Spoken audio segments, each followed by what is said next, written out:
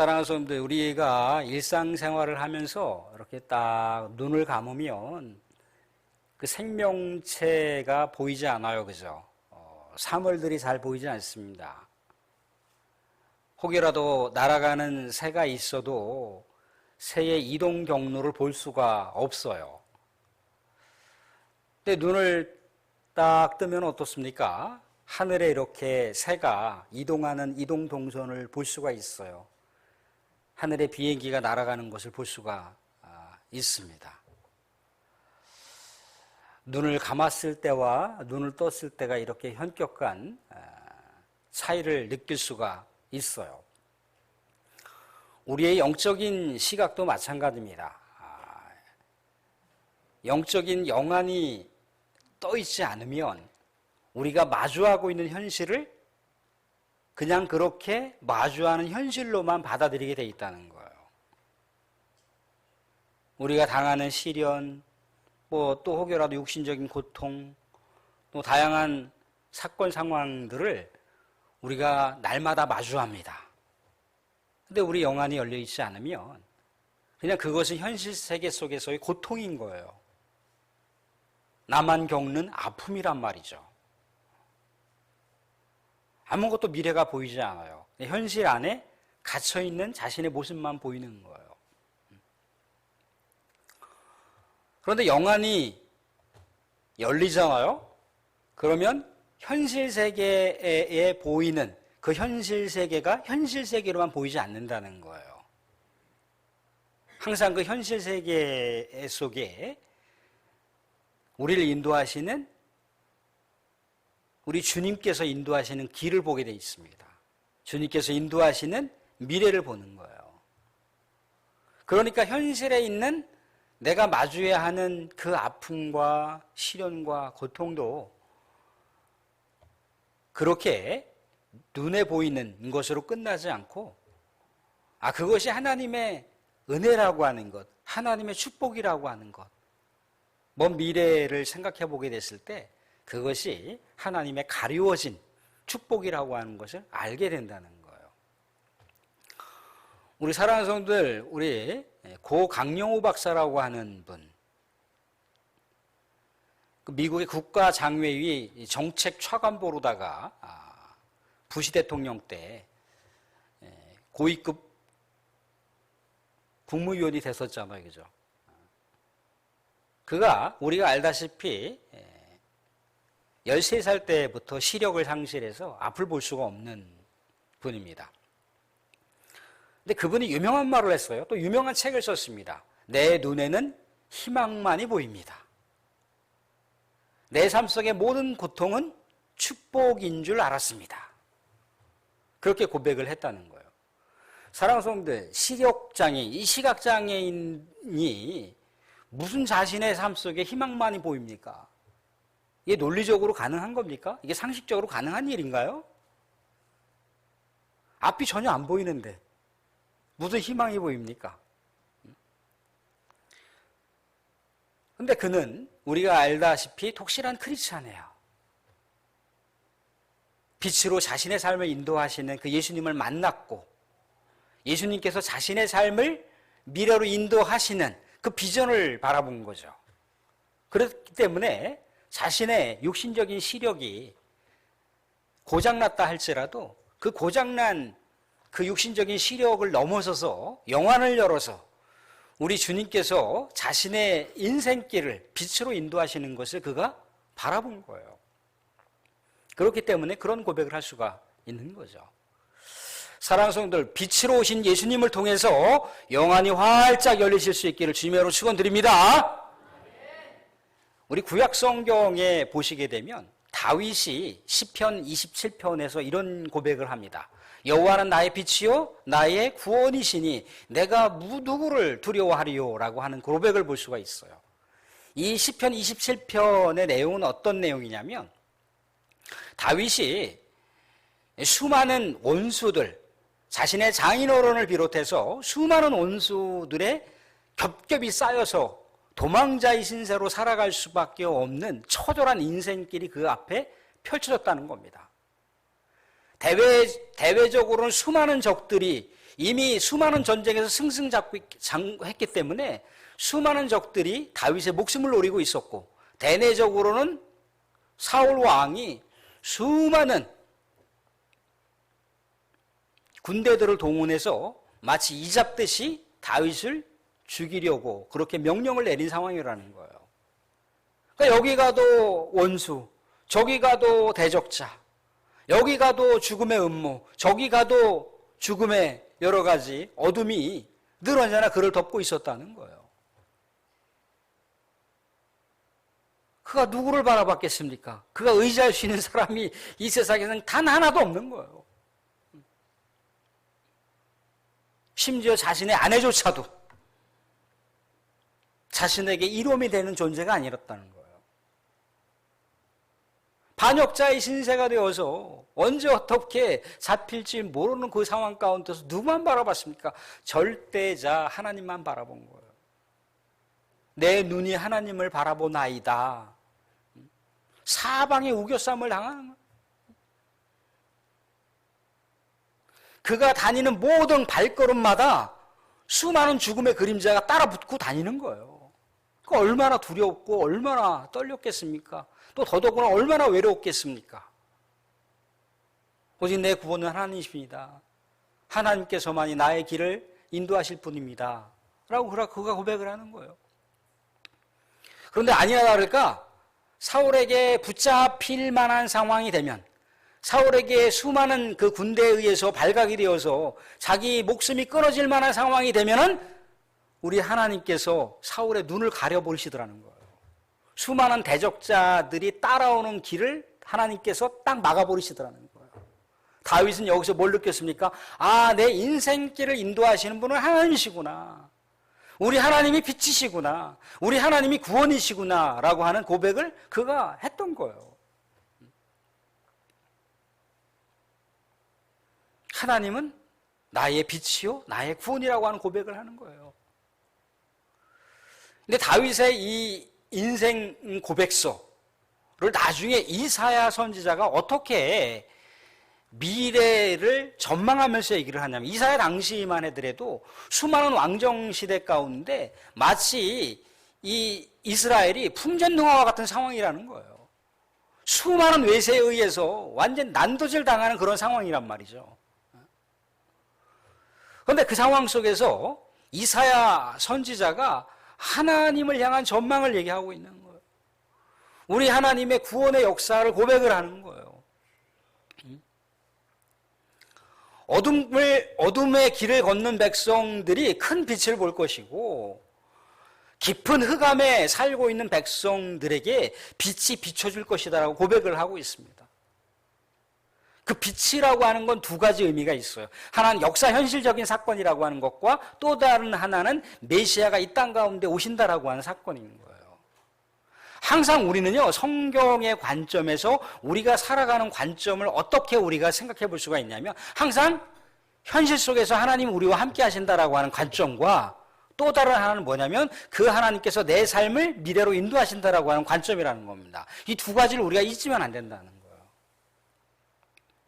그래서 어떻게 했던가요? 이스라엘 백성들이 수많은 나라들에 의해서 난도질당하고 나라를 빼앗기고 이곳저곳에 끌려다니는 처량한 망국의 한을 품고 살아가는데, 우리 하나님께서 기가 막힌 신면막측한 방법으로 이스라엘 백성들을 다시금 고국으로 돌아올 수 있는 길을 열어주시더라는 거예요.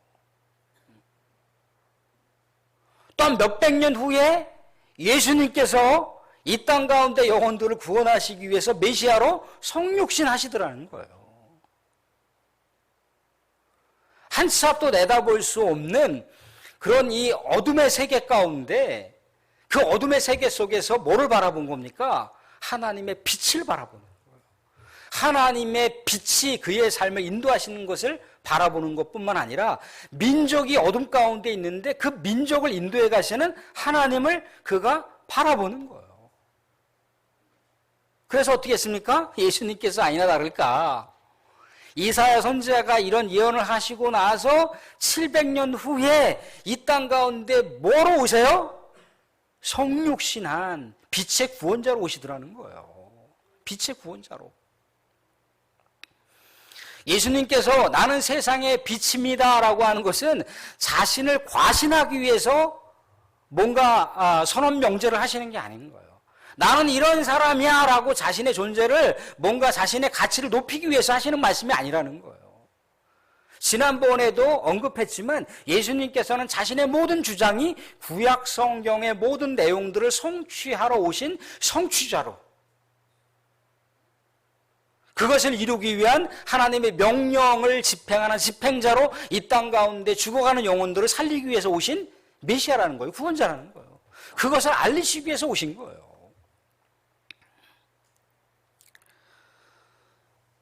그러니까 예수님께서는 이 땅 가운데 빛으로 오셨다는 거예요.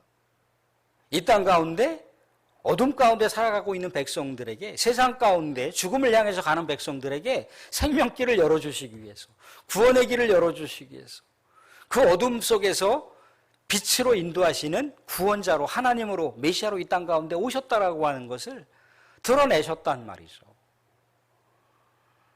살아서 예수님이 우리 인생의 빛이라고 하는 것, 세상의 빛이라고 하는 것을 말씀 가운데서 우리는 두 가지 정도를 찾아볼 수가 있습니다. 하나는 뭐냐면 오늘 우리가 8장과 9장 사이의 내용들을 보고 있는데, 오늘 우리가 읽었었던 본문 앞에를 보시게 되면은 가늠하다가 현장에서 잡힌 여인이 등장을 합니다. 그런데 당시 율법사들이나 바리새인들이 이 가늠하다가 현장에서 잡힌 여자를 예수님한테 데리고 와요. 그런 다음에 예수님의 견해를 묻습니다. 이 여자가 가늠하다가 현장에 잡혔는데 어떻게 처리하는 게 좋겠습니까, 선생님? 그렇게 물어봐요. 근데 이것은 당시에 종교 지도자들이 예수님을 시험에 걸어서 예수님을 그 시험에 빌미를 삼아서 예수님을 체포하고 예수님을 죽이려고 했던 의도가 이 안에 깔려 있었던 겁니다. 만약에 예수님께서 당신들이 원하는 대로다가 율법대로 처분하시오, 그럼 어떻게 되는 건가요? 율법대로 처분하게 되면 돌매질해서 그 여인을 죽이든가 아니면 교수형에 목매달아서 죽이든가 둘 중에 하나를 택해야 되는 거예요. 이렇게 되면 어떻게 되는 거죠? 예수님께서 끊임없이 이웃을 사랑하라, 끊임없이 원수를 위해서도 선대하고 축복 기도하라 라고 하는 예수님의 가르침과 전면 배치된단 말이죠. 더더구나 그 당시에 이스라엘 백성들에게는 사람을 사형 집행할 수 있는 권한이 없어요. 로마의 식민지 속국으로 살아가고 있기 때문에 사람을 죽이는 권한이 전적으로 로마에게 있다는 겁니다. 그러니까 예수님께서 너희들을 율법대로다가 진행을 해. 그러면 예수님께서 그동안 가르쳤던 모든 말씀의 가르침이 새빨간 거짓말이 되는 거예요. 또 하나 뭡니까? 예수님께서 그럼에도 불구하고 그 여인을 사랑으로 선대해 주시고 그 여인이 다시금 이런 고통 가운데 빠지지 않도록 여러분들이 도와주시오라고 하면 어떻게 되는 거죠? 이스라엘 백성들이 자신들의 삶의 철학으로, 삶의 철칙으로 지켜고 소호해왔던 율법을 완전히 예수님께서 파괴해버리는 거예요. 율법 파괴자로서 예수님은 하나님을 모독하는, 신성모독을 하는 이단이 된단 말이죠. 그러니까 예수님이 이렇게 얘기를 해도 예수님께서 꼬투리가 잡히는 거고, 예수님께서 이렇게 얘기해도 예수님께 또 꼬투리가 잡히는 거예요. 예수님은 비껴갈 길이 없는 거예요. 피할 길이 없는 거예요. 그런데 예수님은 어떤 분이시라고요? 빛의 구원자로 오신 분이라는 거예요. 이 여인은 꼼짝없이 체포되어서 사형길을 갈 수밖에 없는 상황이 될 수 있는 상황인 겁니다. 그런데 예수님께서 뭐라고 얘기하시느냐면 너희들 중에 죄가 없는 자가 저 가늠한 여인에게 돌을 던져라, 그렇게 얘기합니다. 죄 없는 자가 돌로 던져서 죽일쩌라, 이렇게 얘기하고 있다는 거예요. 죄 없는 자가 있습니까? 다 죄를 졌기 때문에 사람들이 슬금슬금 뒷걸음질 쳐서 그 자리를 떠났다라고 얘기하고 있어요.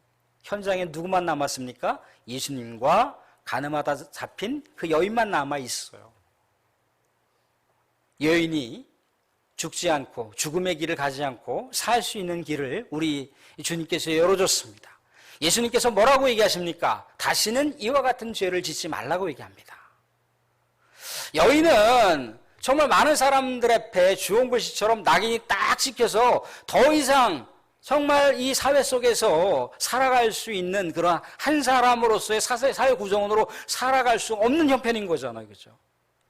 그런데 예수님께서 그 여인에게 다시 삶을 소성케 시켜주시는 그런 길을 열어주셨다는 거예요. 다시금 그 여인이 새 삶을 추구할 수 있는 길을 열어주셨다는 거예요. 영혼들의 삶의 새로운 길, 새로운 빛의 길을, 새로운 구원의 길을 보여주신 것이 가늠하다 현장에 잡힌 사건을 통해서 보여주신 예수님의 모습이라는 거예요. 그래서 예수님께서 이 사건이 딱 끝나고 나서 뭐라고 얘기하십니까? 나는 세상의 빛이라고 얘기하십니다. 자, 8장 12절 말씀 한번 같이 읽어보겠습니다. 8장 12절 말씀. 같이 한번 읽어보겠습니다. 같이 시작. 예수께서 또 말씀하여 이르시되 나는 세상의 빛이니 나를 따르는 자는 어둠에 다니지 아니하고 생명의 빛을 얻으리라. 생명의 빛을 얻으리라. 자, 또 하나의 사건이 있습니다. 어떤 사건인가요? 우리가 지난번에 표적 사건을 통해서 나눴던 이야기 중에 우리 9장을 보시게 되면 어렸을 때부터 시력을 잃어버린 시각장애인의 이야기를 우리가 볼 수가 있습니다. 시각장애인에게 예수님께서 눈을 뜨게 하셨어요. 눈을 열어 보이셨다는 겁니다. 그래서 이제 시각장애인이 새로운 삶을 살 수가 있었어요. 근데 표적이라고 하는 것을 지난번 한 7번 정도, 8번 정도 말씀을 드렸는데 표적이라고 하는 게 뭐라고 말씀드렸습니까?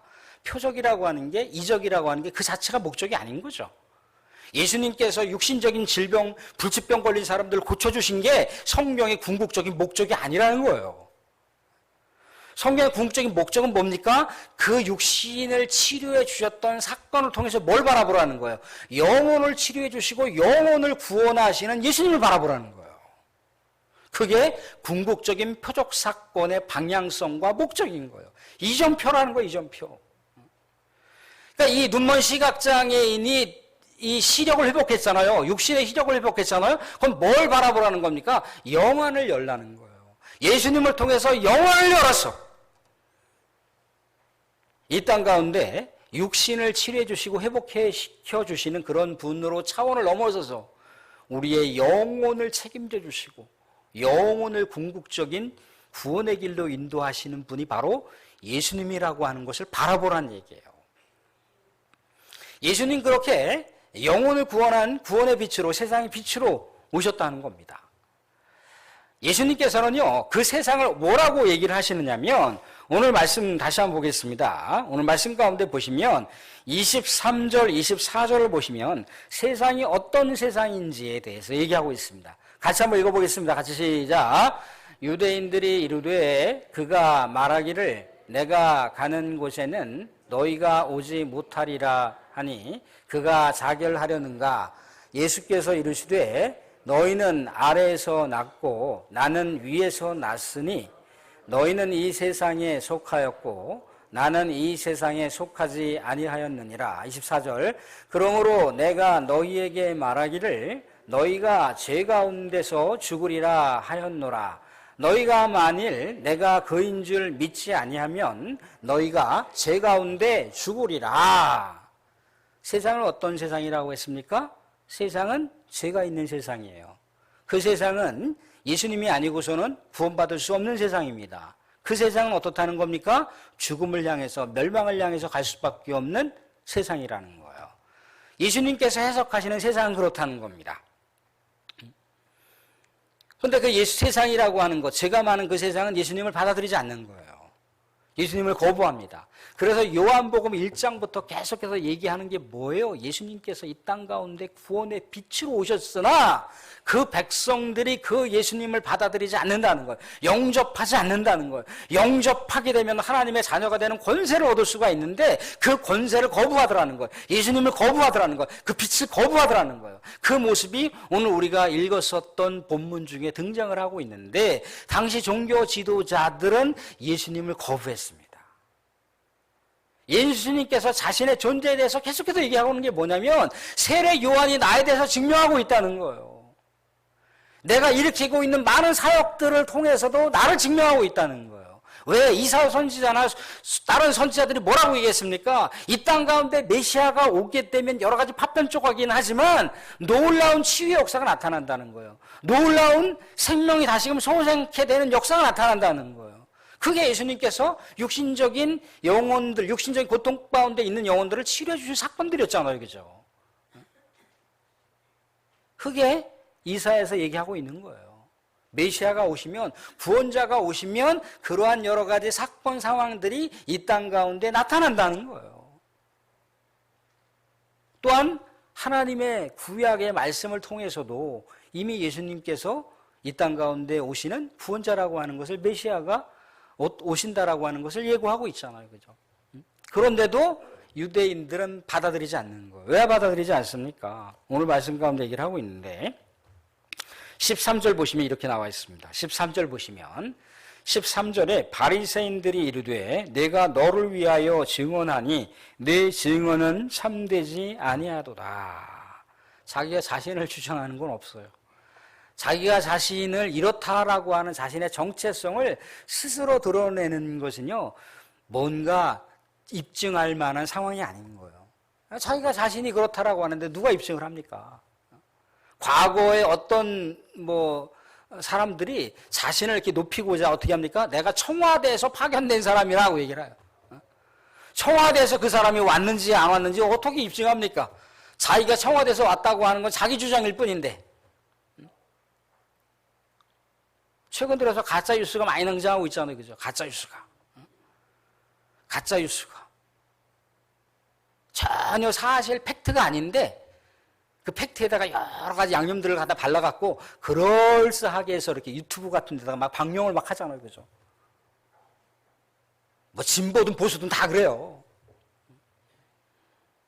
양념 발라서 자기에게 유리한 어떤 정치적인 감각을 통해서 그렇게 하려고 하는 모습이 등장하더라는 거예요. 근데 그걸 입증할 길이 없는 거예요. 입증할 길이. 예수님을 계속해서 의심하고 있는 거예요. 안식일법도 어겨, 율법도 어기는 것 같아,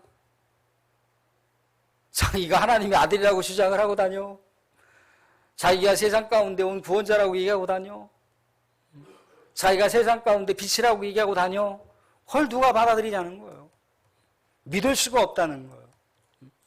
그런데 예수님께서 이미 앞서서 자신의 존재 정체성에 대해서 얘기를 하고 있다는 거예요. 그죠? 반복해서 말씀드리지만 세례 요한이나 선지자들이나 아니면 하나님의 말씀이 예수님에 대해서 증거하고 있잖아요. 그죠? 그런데도 여전히 받아들이고 있지 않다는 거예요. 왜 그렇습니까? 율법에서 어떤 사건, 어떤 사실에 대해서 입증하려면 누가 필요합니까? 두 사람 이상이 필요한 거예요. 두 사람 이상이. 그래서 마태복음에서 두세 사람이 있는 가운데 하나님이 함께 하신다라고 하는 것은 두세 사람이 있는 것은 뭘 얘기하는 겁니까? 뭔가 상황을 입증할 수 있을 만한, 상황을 증명할 수 있을 만한 상황이라는 거예요. 그것을 누가 인정한다는 겁니까? 하나님이 인정한다는 거예요. 그럼 우리가 자꾸 기도로다가 사용하고 있는데 기도의 범주를 훨씬 뛰어넘는 거예요. 두세 사람이 모이는 것, 그게 바로 하나님께서 입증할 수 있을 만한 객관적인 사실이라는 거예요. 그러니까 예수님께서 두 분이 인정하는 것을 얘기해 줍니다. 하나님 아버지께서 나와 함께 하셨음으로 인해서 내가 말하는 것은 내 말이 아니라 누구 말이라는 거예요? 하나님의 말씀이라는 거예요. 하나님의 말이라는 거예요. 그래서 이미 내가 말하는 나 자신을 증명하는 것을 통해서 나 자신이 나를 증명하고 있고 또한 나와 함께 하시는 하나님이 자신을 증명한다는 거예요. 자, 17절, 18절 말씀도 보겠습니다. 17절, 18절 말씀도 봅니다. 같이 보겠습니다. 17절, 18절 같이 봅니다. 시작. 너희 율법에도 두 사람의 증언이 참되다 기록되었으니 내가 나를 위하여 증언하는 자가 되고 나를 보내신 아버지도 나를 위하여 증언하시느니라. 예수님 자신과 하나님이 자신을 증명해 준다는 거예요. 자, 살아가서 그런데 중요한 건 뭡니까? 예수님께서 내가 세상의 빛이라고 얘기했잖아요. 그죠? 도대체 이게 뭐가 중요한 건데? 왜 이런 얘기를 강조하시는 이유가 뭡니까? 자신의 존재 정체성을 강조하시는 이유가 뭔가요? 아까 우리가 읽었던 그 내용 가운데 있죠. 세상은 어떤 세상이라고요? 세상은 뭐가 함께하는 세상이라고요? 죄가 함께하는 세상. 죄가 함께하는 세상은 어떻다는 겁니까? 죽음이 그를 기다리고 있다는 거예요. 죽음이 그 세상의 결론이라는 거예요. 이미 결론난 세상 가운데서 예수님께서 죽음으로 결론난 세상을 어떻게 하시겠다는 겁니까? 그 죽음으로 결론난 세상을 죽음으로 결론 맺지 않고 생명으로 결론을 내기 위해서 뭔가 빛의 길을 그 죽음의 세상 가운데 연결해 놨다는 거예요. 죽음의 세상 가운데 연결해 놓은 그 빛의 길, 생명의 길을 바라볼 때만이 죽음에서 생명으로 나갈 수가 있다는 거예요. 죽음의 현실에서 죽음이 그들의 모든 미래까지 다 도말하고 있는데 그 죽음의 미래까지 다 엄습하고 있는 그 상황을 죽음이 아니라 이제는 생명의 현실로, 이제는 생명의 미래로 나아갈 수 있는 길을 예수님께서 주시기 위해서 이 땅 가운데 세상에 빛으로 오셨다는 거예요. 그것을 세상은 바라봐야 된다는 겁니다. 그것은 죄 많은 세상이 바라봐야 된다는 거예요. 그것은 죽음으로 갈 수밖에 없는 세상이 그 예수님을 바라봐야 된다는 거예요. 예수님께서 이 땅 가운데 그 어떤 생명의 길을 예수님 말고 또 다른 생명길을 우리에게 놓아주셨던가요? 어떻게 가서든지 서울로 가면 되는 겁니까? 기차를 타고 가든지 KTX를 타고 가든지 자가용을 타고 가든지 대전에 가서 버스를 타고 가든지 어떤 길로 가든지 서울로만 가면 되는 길이 그 생명의 길인가요? 우리 하나님께서 생명의 길, 예수 이외에는 어떤 생명의 길도 어떤 영혼의 구원의 길도 우리에게 주신 길이 없어요. 우리는 예수를 바라봐야 됩니다. 그 길만이 생명의 길인 거예요. 예수님께서도 자신이 이 땅 가운데 파견받아 오신 분이라고 하잖아요. 아버지께서 자신을 파송하셨다는 거예요. 이 우리 하나님의 이 구원의 메시지, 예수님께서 자신을 선언하신 이 선언 명제는 뭐가 담겨 있는 겁니까? 하나님의 장구한 섭리와 계획과 구속사가 담겨 있는 거예요. 하나님이 이 세상을 이처럼 사랑했다고. 이처럼 우리를 사랑하신 거예요. 이처럼 예수님을 죽일 만큼, 독생자 예수를 죽일 만큼 우리를 사랑하셨다는 거예요. 세상 천지에 자기 자식 죽여가면서 다른 자식 살리는 그런 부모가 있습니까? 하나님 그렇게 하셨다는 거예요. 2명의 자식도 아니고 독자란 말이죠. 독자. 독자를 죽이셔서 우리를 구원하신 거예요. 이게 하나님의 사랑 아니면 뭘로 해석됩니까? 그래서 우리가 어떤 존재가 된 겁니까? 우리가 예수님의 빛으로 인도함을 받는 우리는 구원받은 백성이 되는 거예요. 또 더더구나 예수님께서는 어떻게 하셨습니까? 세상 끝날 때까지 우리와 함께 하신다는 거예요. 예수님께서 우리가 살아가는 동안 소갈이 앓고 남모르게 흐르는 눈물 다 바라보고 계세요. 다 바라보고 계세요. 그 예수님 바라보세요. 다윗이 누구를 의지했습니까? 하나님만 의지했어요. 그죠? 잠문이로는 그 죽음이 늘 언제나 도사리고 있는 그 절망과 탄식이 기다리고 있는 골짜기를 거닐 때마다 얼마나 그가 두려웠고 얼마나 서글펐고 얼마나 외롭겠습니까? 그런데도 온 세상이 나를 버린다 할지라도 우리 하나님은 나를 버리시지 않지. 나를 버리시지 않지. 내가 정말 그 양을 치는 똥구덩이에서 살아도 나를 정말 마른 자리로 인도하시고 나를 정말 이스라엘 백성들을 구원하시는 그런 구원의 지도자로 우리 하나님께 세워주셨다라고 하는 그 감격, 그 우리 하나님의 은혜를 카운트하고 감사를 카운트하면서 그 무지막지한, 그 무시무시한, 그 어마어마한 그 죽음의 세상을 극복한 거예요. 사랑하는 성도들, 항상 우리의 현실 속에서 뭐를 생각하셔야 된다고? 그럼 두 가지를 해석하셔야 돼요. 두 가지를 지시면 안 돼요.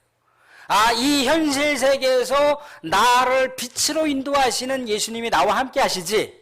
또 다른 하나는 뭡니까?